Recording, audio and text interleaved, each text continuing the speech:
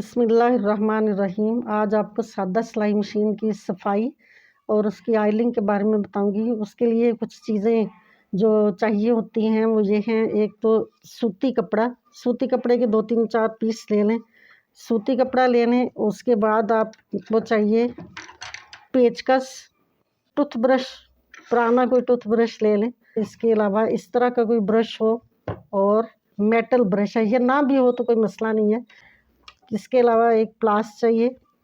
इसके अलावा फोर्सेप है, ये भी अगर ये धागे वगैरह अगर कहीं फंसे हो तो उसको निकालने के लिए। अगर ना भी होगा तो कोई मसला नहीं है, हम जो बड़ी सुई होती है उसका इस्तेमाल कर सकते हैं। इसके अलावा आपको एक मार्कर चाहिए कि अगर आपके ऐसा पार्ट खोलते हैं जिसमें ज़्यादा पीस होते हैं तो उसके ऊपर आप निशान लगा सकें। निशान लगाने के बाद आप उसको तरतीब से रखेंगे और फिर आप उसको लगाना आसान होगा। इसके अलावा इस तरह के कोई प्याली या कुछ चीज़ ले लें जिसमें आप पेच खोल के रख सकें ताकि वो गूम ना हो। इसके बाद आयलिंग के लिए ज़ाहिर है आयल की ज़रूरत है, तो ये आयल ये भी आपने लेना है। ये सारी चीज़ें जब हो जाएंगी तो फिर आप इसकी सफाई शुरू करेंगे। मैंने मशीन को काफ़ी दिनों से साफ़ नहीं किया था क्योंकि वीडियो बनानी थी। तो अब आपके सामने इसको सबसे पहले सूती कपड़े का एक पीस लेंगे और उससे पहले मशीन का बाहर वाला हिस्सा अच्छी तरह से इसकी सफाई कर लेते हैं।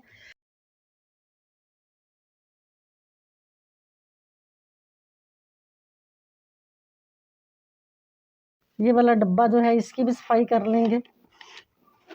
इसके अलावा मशीन को अंदर से खोल के तो अंदर वाला जो पार्ट है उसकी भी सफाई कर लेंगे।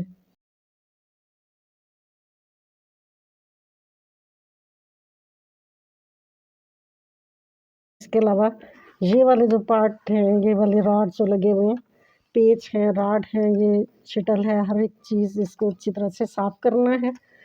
साफ़ करने के बाद मशीन को बंद कर दें। ये करने के बाद अब हम ऊपर से पार्ट जिसके जो है ना वो खोल के सफाई उसकी करते हैं। बाद में अंदर वाले पार्ट की सफाई करेंगे। तो अब सबसे पहले हम ये जो थ्रेड टेंशन डिवाइस है इसकी सफाई करेंगे। अब हम ऐसा करेंगे कि एक तरतीब के साथ इन पेचों को खोल के तो रखते जाएंगे ताकि भूलें ना। अगर कोई बिगनर्स हैं वो खोल रहे हैं तो यूँ कि उनको याद ही ना रहे कैसे लगाना है। तो इसको पहले खोल लेंगे और इसको इस रुख पे ऐसे रखेंगे ताकि हर चीज़ ऊपर आए। इसके बाद ये स्प्रिंग है, ये स्प्रिंग दूसरे नंबर पे। उसके बाद ये 2 प्लेटें हैं, दोनों प्लेटों को निकाल देना है और इसके अंदर देखेंगे अगर कोई धागा या कोई चीज़ फंसी हुई है तो उसको हम निकाल लेते हैं। धागा वगैरह निकाल देना है और उसके बाद इसकी अच्छी तरह से सफाई करनी है। सफाई करने के बाद ये अच्छी तरह से प्लेटें साफ़ करें। साफ़ करने के बाद इनको दोबारा से लगाना है।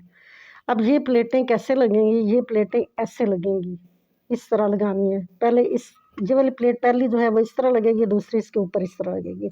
अब अंदर वाला हिस्सा भी हम ब्रश की मदद से साफ़ कर लेते हैं ताकि अगर कोई मिट्टी वगैरह या इस तरह की कोई है तो वो निकल जाए। अब हम ये लगाते हैं। इसमें प्लेटें एक जैसी हैं दोनों, तो आप कोई एक पहले लगा लें इस तरह। उसके ऊपर दूसरी प्लेट जो है ना वो ऐसे लगाएं। उसके बाद आते हैं स्प्रिंग की बारी। स्प्रिंग आपने इस तरह लगाना है कि ये जो जरी बनी हुई है ये वाला जो तार है ये इसके दरमियान में आनी चाहिए, ऐसे इसके दरमियान में ऐसे। अब ये थोड़ा बाहर निकला हुआ होगा तो पेच लगाने में मुश्किल होगी, तो या पेचकस की मदद से या अंगूठे की मदद से इसको पीछे दबा लें पहले। उसके बाद ये वाला नट जो है ये इसके ऊपर लगा लें। अब आप 1 कतरा ऑयल जो है वो इसमें आप दे लें, 1 कतरा ऑयल। अब इसके बाद हम फेस प्लेट की तरफ आते हैं। फेस प्लेट खोलते हैं। इसके खोलने का तरीका ये है कि ये वाला पेच इसको खोलेंगे, पेच लूज़ करेंगे, नहीं पूरा नहीं खोलने की ज़रूरत। उसके बाद इसको थोड़ा ऊपर करेंगे और फिर हम इसको बाहर निकाल लेंगे। अब देखिए ये नहीं निकल रही अगर, तो इसकी वजह क्या है? इसकी वजह ये है कि ये टेक अप लीवर का ये वाला हिस्सा जो है ये नीचे है। इसको पहले हम मशीन चला के ऊपर की तरफ करेंगे, ऐसे ऊपर की तरफ करेंगे तो फिर आपकी फेस प्लेट आराम से निकल आएगी।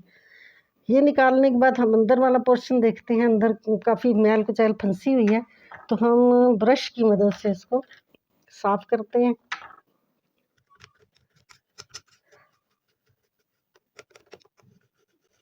ये सफाई अच्छी तरह से इसकी करने के बाद हम कपड़े की मदद से भी इसको साफ़ करेंगे। ऐसे इसका बना के इस तरह तो इसके अंदर डाल के और इसकी भी सफाई करेंगे। ये राड भी साफ़ करेंगे। ये बार सारा कुछ साफ़ करने के बाद अब यहाँ खुला हुआ है, फेस प्लेट खुली है, तो मैं आपको 2-3 चीज़ें और भी बता देती हूँ।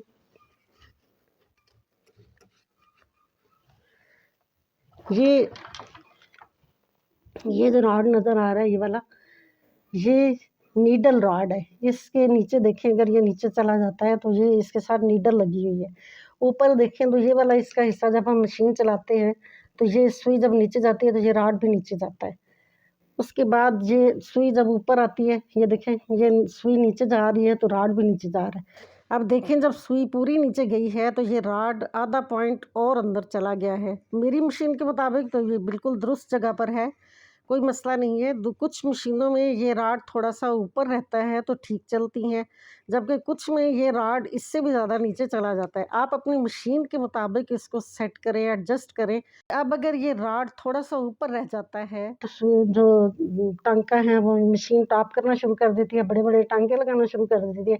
उसकी वजह जो है वो ये होती है कि सुई जो है वो ज़रूरत से ज़्यादा ऊपर है।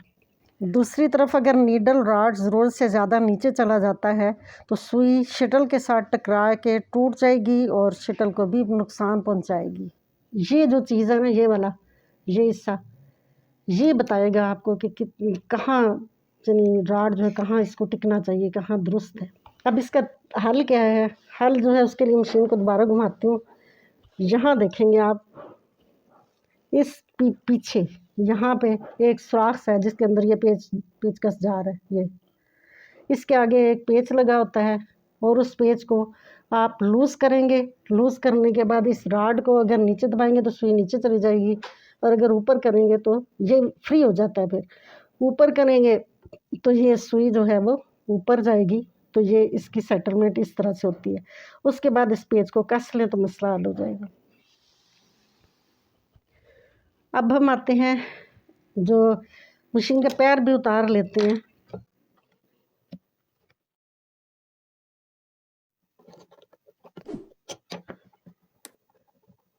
ये पूरा खोलने की ज़रूरत नहीं होती, इसको थोड़ा सा खोल के इसको घुमाएंगे तो पैर उतर आएगा। अब हम इसको इसमें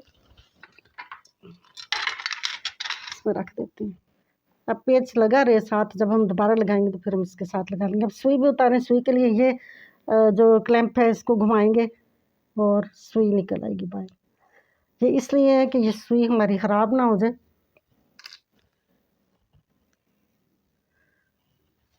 अब आ जाते हैं हम अपनी, ये वाला हिस्सा भी उतार लें। उसके बाद हम अपनी नीडल प्लेट को खोल लेते हैं। ये वाला जो है इसका भी एक काम होता है कि अगर हम इसको भी अगर टाइट या लूज़, या हमारा पैर जो है वो बाज़ औक़ात हम जब ये फुट लिफ्टर को उठाते हैं तो बार बार ऊपर नीचे हो जाता है। पैर जो है कभी ऊपर टिकता ही नहीं है ना नीचे टिकता है, बस खुद ब खुद हिलता रहता है। उसकी वजह ये वाला पेच होता है, ये वाला। ये तो अपनी सही जगह पे इसको रख के ये वाला पेच कस देंगे तो ये मसला हल हो जाएगा। अब हम ये वाला खोलते हैं। ये पेच खोल लेते हैं। दोनों का थोड़ा थोड़ा दोनों पेच खोल के तो फिर इसको जो है ना वो हटाएंगे।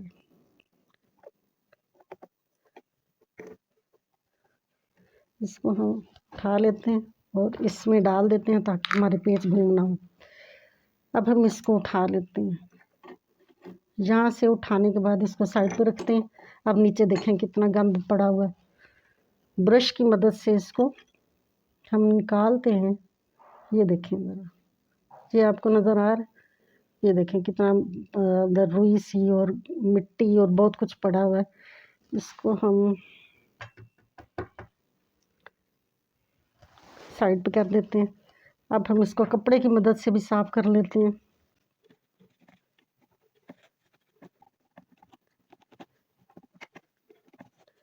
अब ये आपको नज़र आ रहे होंगे, ये फीड डॉग है। इसको दंदाल भी कहते हैं, उसको दांत भी कहते हैं, ये वाले। और ये जब सुई जो है वो नीचे जाती है तो दंदाल नीचे जाते हैं। अब इनकी हरकत इस तरह नुमायाँ नज़र आ रही है, आप इसको देख लें।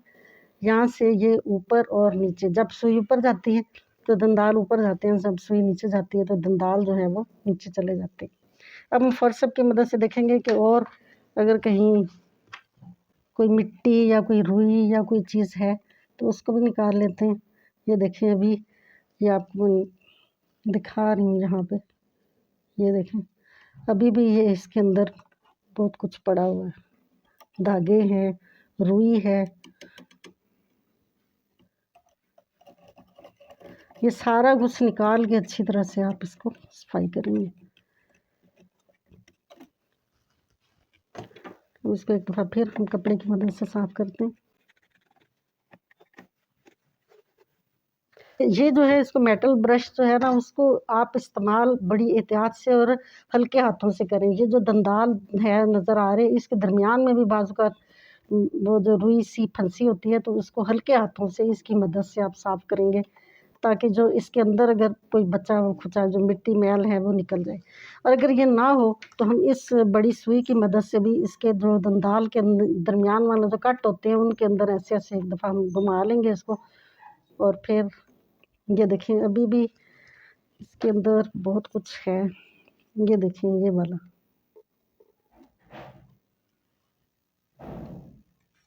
ये। अब हम दूसरी साइड देखते हैं। ये देखें, ये सारी मैल कुचैल और रुई इसके अंदर फंसी होती है, ये सारी आपने निकालनी है पहले।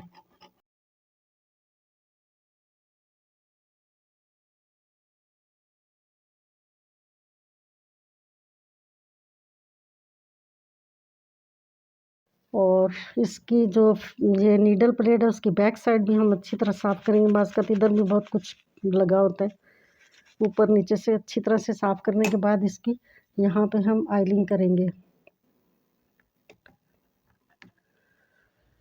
अब इसको वापस लगा देते हैं।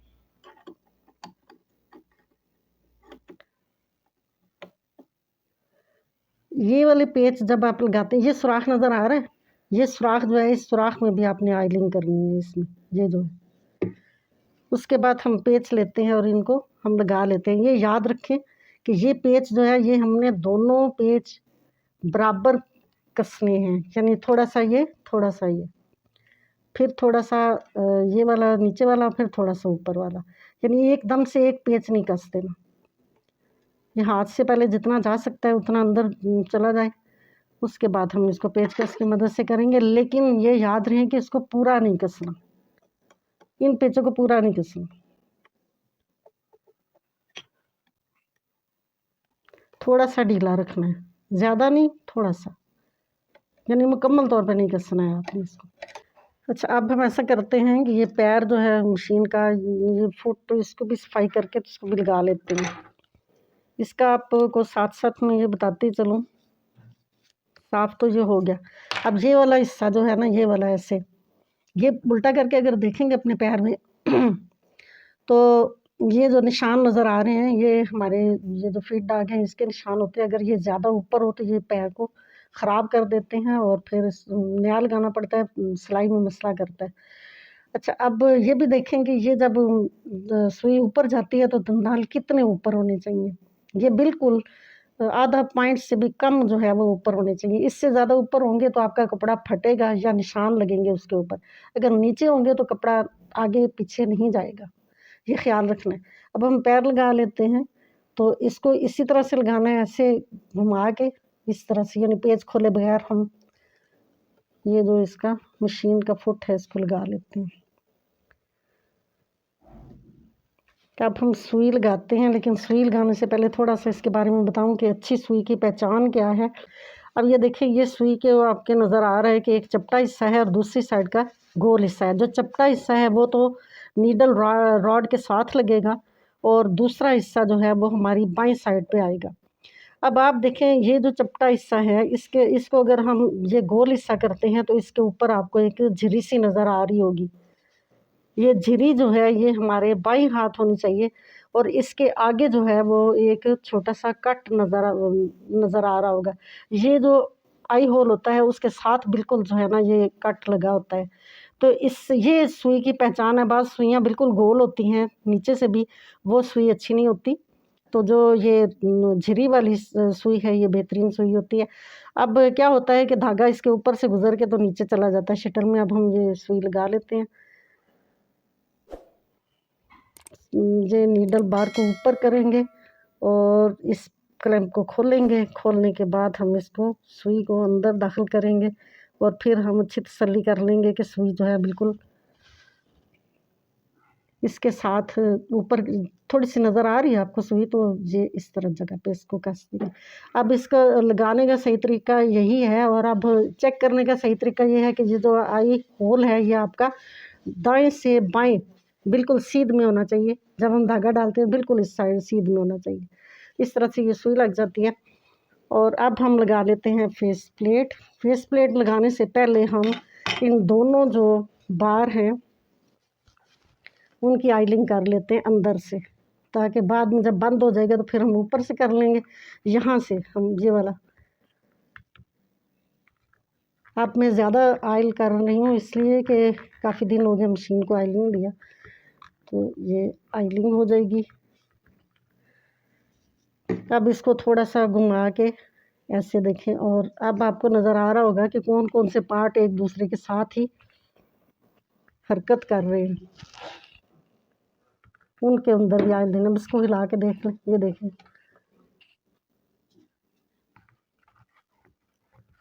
जो भी इसका पुर्जा एक दूसरे के अंदर हरकत कर रहा है उसके ऊपर आइलिंग करनी है। अब हम इसको फेस प्लेट लगा लेते हैं।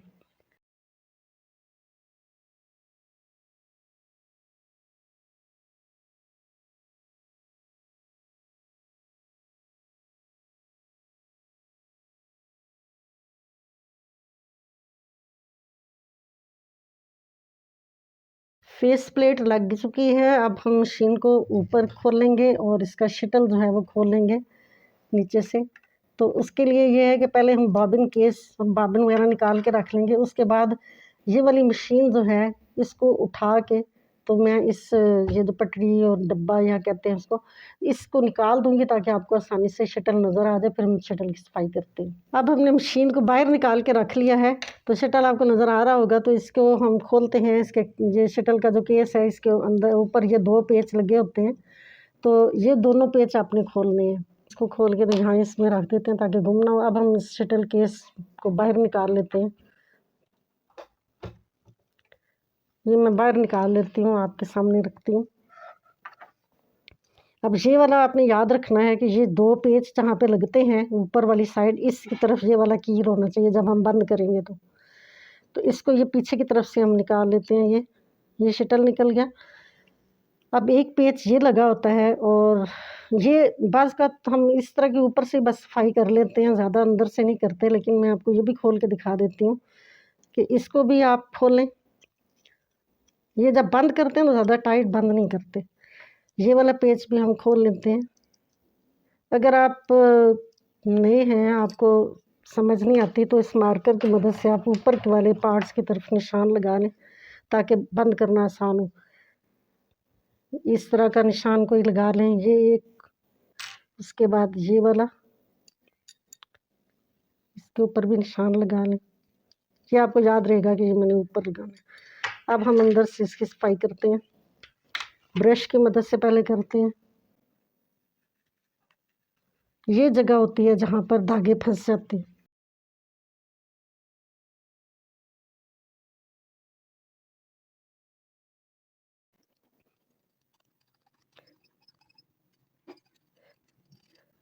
अब हम कपड़े की मदद से इसको साफ करते हैं और ये जो बड़ी सुई है इसकी मदद से मज़ीद एक दफ़ा तसल्ली कर लेते हैं कि इसमें मज़ीद कोई धागा वगैरह ना हो। ये देखें, कोई छोटी सी भी अगर ये मैल नज़र आ रही मुझे, ये आप देखें, ये भी तंग करती है। फिर मशीन का जो है ना टांका वो सही नहीं होता। अब ये मज़ीद निकल रही है।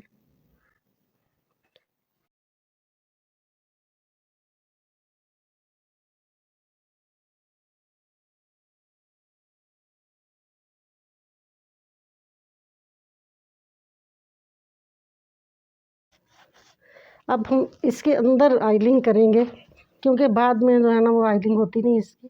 यहाँ से हम इसके अंदर से आयल सारा लगाएंगे।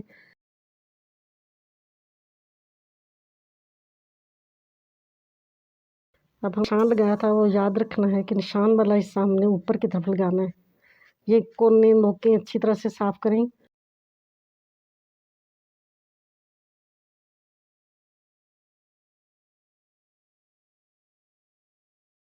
ये याद रखें कि 2 पेच 3 पेच ऐसे होते हैं जिनको हमने पूरी तरह से कसना नहीं होता। एक तो ये वाला है, इसको हमने पूरी तरह से अगर कसेंगे तो हमारा शटल जो है वो जाम हो जाएगा, फंस जाएगा।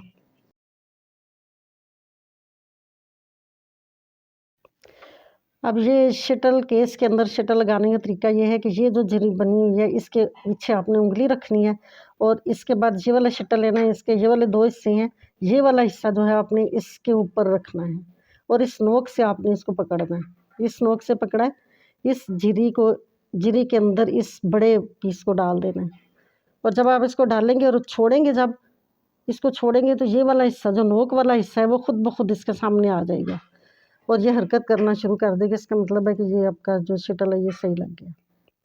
अब हम शटल केस को मशीन में लगाने की कोशिश करते हैं। आप देखें जो क्लिप है वो उसके शटल के मुखालिफ सिमत होना चाहिए। इसको अगर नहीं है तो इसको घुमा के तो मुखालिफ सिमत करके पेच एक दूसरे के सामने आ जाएंगे।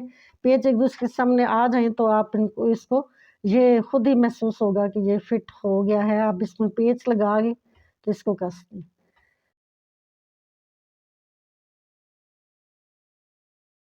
अब शटल जो है वो लग गया, इसके पेच अच्छी तरह से कस लें, इसको ढीला नहीं रखना। तो अब हम बाकी नीचे वाले हिस्से की आइलिंग करते हैं। ये शटल लगाने के बाद थोड़ा सा मशीन को आहिस्ता से हाथ से चला के देख लें तो ये सही चले तो इसका मतलब है कि शटल सही लग गया। अब हम इसको आइलिंग करते हैं बाकी हिस्से भी पुर्जों पे। ये कुछ पे सुराख बने हुए हैं, वहाँ पे आपने आइलिंग करनी है और बाकी जो है वो आपने मशीन जो है ना उसको चला के ऐसे तो देखना है कि कौन सा पुर्जा किस पुर्जे के अंदर हरकत कर रहा है, वहाँ पे भी आपने आइलिंग करनी है।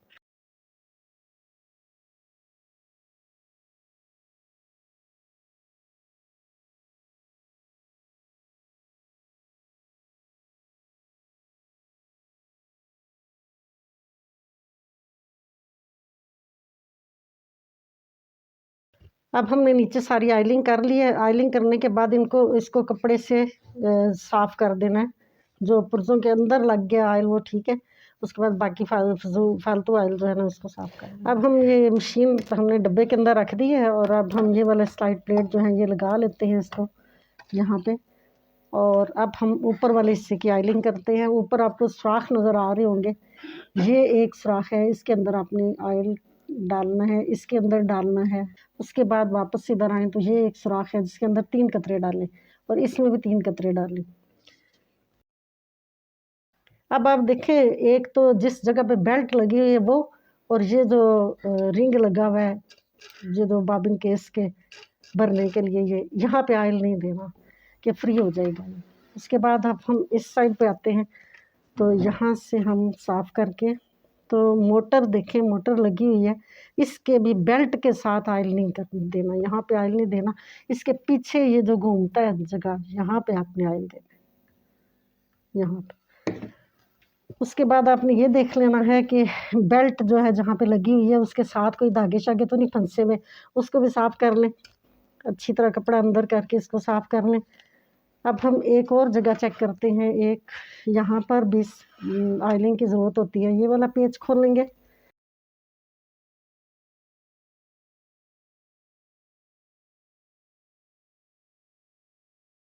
अब इसके अंदर देखें, घुमा के देखें ये पुर्जे हिल रहे हैं, यहाँ के इसके अंदर भी आपने आयल देना। ये घुमाएंगे तो आपको ये नज़र आएगा कि ये वाला हिस्सा जो है ये हरकत कर रहे हैं एक दूसरे के अंदर, इसके ऊपर भी आपने आयलिंग करनी है।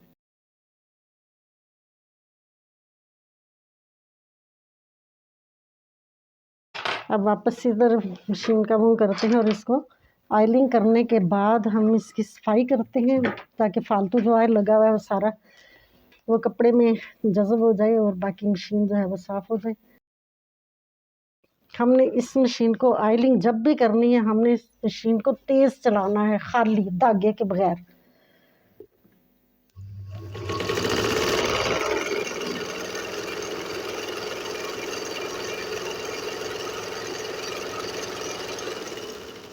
ये चलाने के बाद फिर एक दफ़ा कपड़े से साफ़ करना, ताकि वो जो छींटे वगैरह ऑयल की हों वो साफ़ हो जाए। ये करने के बाद अब हमने सुई में धागा डालना है। अब हम सुई में धागा डालने के बाद सफ़ेद कपड़ा लेके, बेहतर है कि सफ़ेद कपड़ा ले लें आप, इस तरह नुमाया थोड़ा सा सफ़ेद कपड़ा ले लेते हैं और इसके ऊपर ये सिलाई लगा के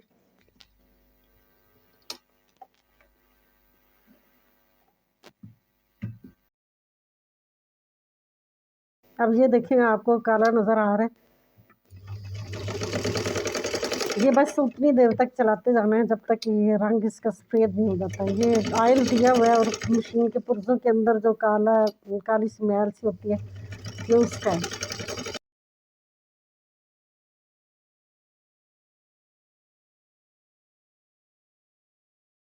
उतनी देर तक चलाना है जितनी देर तक ये इसकी जो काला रंग है वो ख़त्म नहीं होता। एक चीज़ और आपने देखी है कि ये जो जब हमने पहली सिलाई लगाई थी ना, ये इसके साथ एक सिलाई मतलब एक बगैर धागे के एक निशान सा नज़र आ रहा है सिलाई के जैसा। इसकी वजह ये है कि जो मशीन के ये दंदाल हैं ये थोड़े से ऊपर हैं और ये पैर के अंदर जो है ना ज़्यादा दबाव की वजह से ये साथ साथ एक लाइन बंधी जाती है। तो अगर बारीक कपड़ा होगा तो कपड़ा फाड़ देगी, मोटे कपड़े पे ये निशान सा लग जाता है। इसके पैर को चेंज करिए, दंदाल को थोड़ा सा नीचे करें, वो मैं किसी और वीडियो में आपको बताऊंगी। उसके बाद आप इसको और अच्छी तरह साफ़ करने के बाद कपड़े को इस तरह दोहरा करें, तो इसको मशीन पैर के नीचे रखते हैं, धागा निकाल के सुई को इस कपड़े के अंदर करें। अंदर करने के बाद ये कवर मशीन का जो है ना इसके ऊपर दे दें, ताकि मज़ीद मैल चैल या धूल मिट्टी ना पड़े। तो जब काम ख़त्म करें तो मशीन को कवर करें, सुई को अंदर करें, पैर को ऊपर करें और फिर आप अपने काम को ख़त्म करें। तो अगली वीडियो इंशाल्लाह जो औज़ार होते हैं हमारी सिलाई कटाई के लिए, जो औज़ार दरकार होते हैं उन पे होगी। तो चैनल को सब्सक्राइब कर लें, वीडियो को लाइक करें, शेयर करें। तो इंशाल्लाह अगली वीडियो में मिलते हैं।